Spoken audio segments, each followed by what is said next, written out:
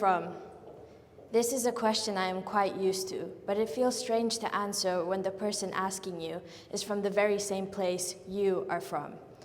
This is a reality faced by many multicultural and mixed heritage youths in Finland today, and doubtless in other places as well.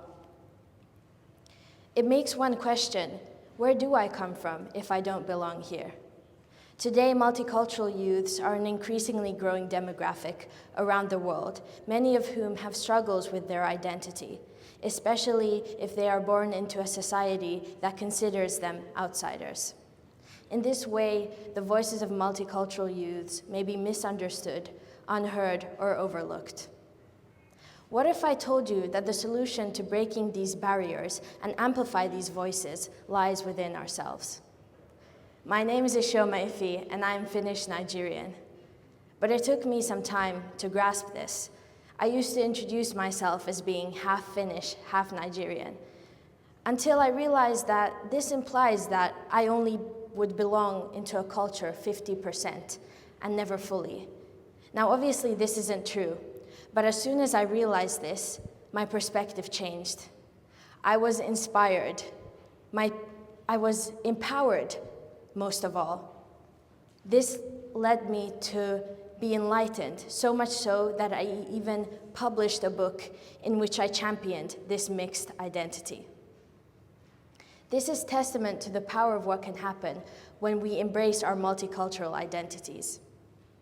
For me, my heritage means that I'm able to adapt the best parts of two polar opposite cultures, and I have this kind of cross-cultural insight. This is powerful. As soon as we realize this, that our identities are a richness, an asset, and currency in an increasingly globalized world, we become empowered. Our self-image is transformed, and it gives us just the courage we need to step out of the shadows of assimilation and conformity we hid behind before, and into our true potential. So for me, it may have been stepping on stages or writing a book, but for you, it can be something entirely different. This is step one. So great, you've embraced your identity, but being empowered in our identities isn't enough if our voices aren't heard. How does hearing happen? Empathy. If someone is able to relate with you, that is when they can truly hear you. In London, we have this saying, I hear it. It doesn't just mean physical hearing, it means I understand you, I get you, I see you. And this is the hearing that we need more of today. But how can someone empathize with you when they don't know you? They haven't heard your voice. This is why we need storytelling. The solution to getting people to empathize with us is telling our stories. Now, I'd like to give you an example. Music.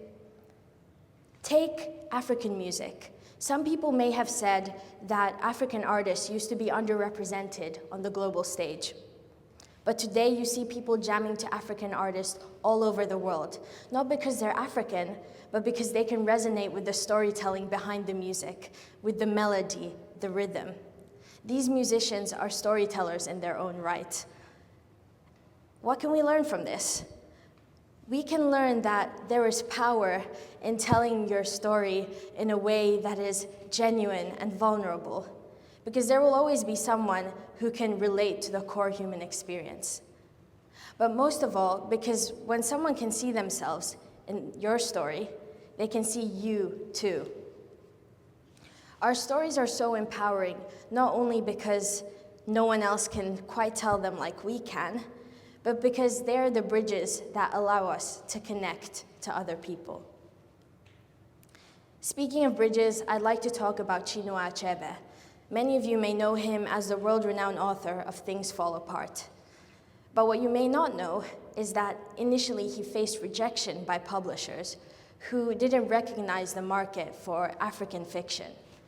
This was not until he was discovered by a publisher who did. But this would have never happened if Achebe had become discouraged along the way, or worse yet, had never had the courage to tell his story in the first place. The world would have been deprived of his unique perspective. But most of all, the world would have been deprived of a bridge to a world they weren't able to empathize with before. As a young self-published author, I am no stranger to storytelling. At 16, I wrote my story that is now Ruby Red, is published, about the empowerment that can come with mixed heritage. But I wasn't able to publish either. So I self-published, and there was a way for me to do that. This allowed me to uplift others, but it also opened doors for me that hadn't been opened to me before. While I certainly had help, ultimately, the power lied within me to choose to believe in the magnitude of my own voice, my story, and to tell it unashamed, to shape the narrative with my own hands. Now, this was ultimately a form of self-amplification for me, self-publishing. But it wasn't easy. It required me to know who I was first and to be assured in this identity. So I'm here to tell you, you who are unsure, you who are doubtful, you have the power and the ability to shape your trajectory if you choose to embrace your identity and use the power within it to harness your story. But storytelling doesn't just have to be writing, right? It can be speaking, designing, creating, investing, directing, being vocal. It also has this aspect of value. If someone can enjoy the book or song you wrote, they can appreciate you for the value you provide, beyond your background. But obviously, this isn't always the case. And I'm not here arguing for meritocracy.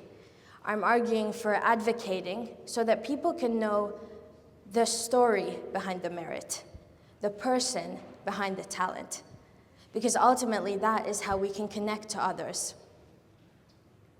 People don't care about Malala because she's a girl with an education. They care about her because she's a girl with an education despite the bullet that went through her head, despite the battle she faced to get that education in the first place. So this is what I'm trying to say about telling stories. It's not only about the value you provide, but about the story you tell and the story that's told behind it. So if you want to tell a story, tell a story. Tell your story in a way that is moving and relatable and realistic, because that is the best way to inspire empathy in others.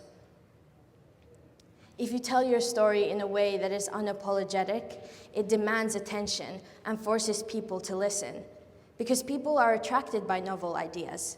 It might just be that the unique perspective that you provide to an issue is the one that someone has been needing to hear. We all have a story. We just need to use these different outlets that are out here and more available than ever to amplify them.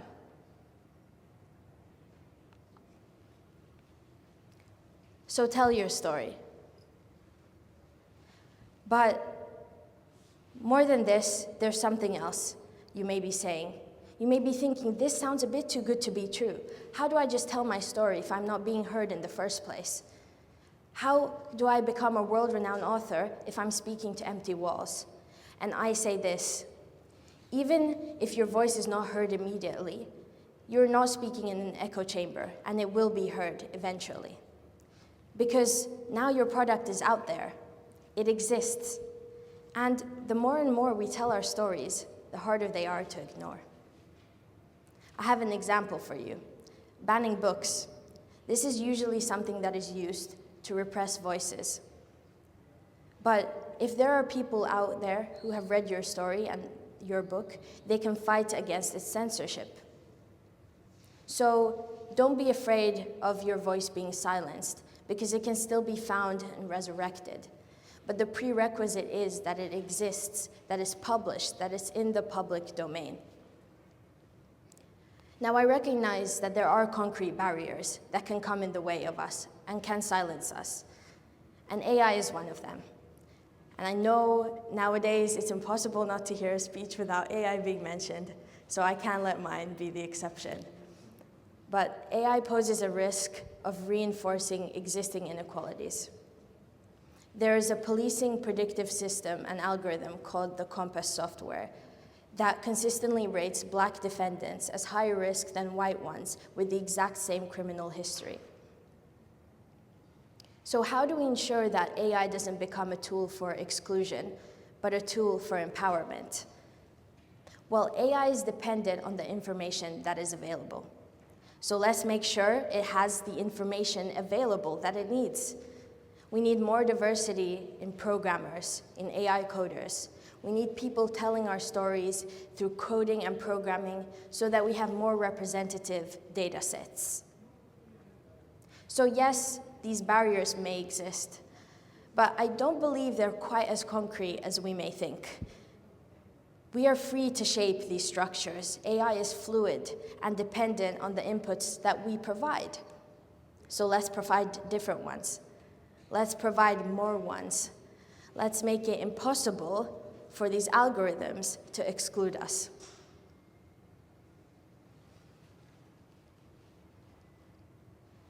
And there's something else that I'd like to say. We need to be the ones controlling the narrative. Because if we're not controlling it, you're either waiting for permission or someone else is telling your narrative for you. When I couldn't publish my book, I didn't wait. I found a way to publish it. Chinua Achebe didn't wait. He made it happen. Malala didn't wait to be rescued from the Taliban. She reported to the BBC and told her story. Martin Luther King Jr. didn't wait for someone else to give the speech. He rose to the occasion. These are all inspirational figures who have inspired me, but who I never should have even heard of because there were people actively trying to silence them. Yet their voices echo down generations. So don't wait. You have the power and ability to change your trajectory, and it lies within you. Embrace your identity, use its power to tell your story, and don't wait.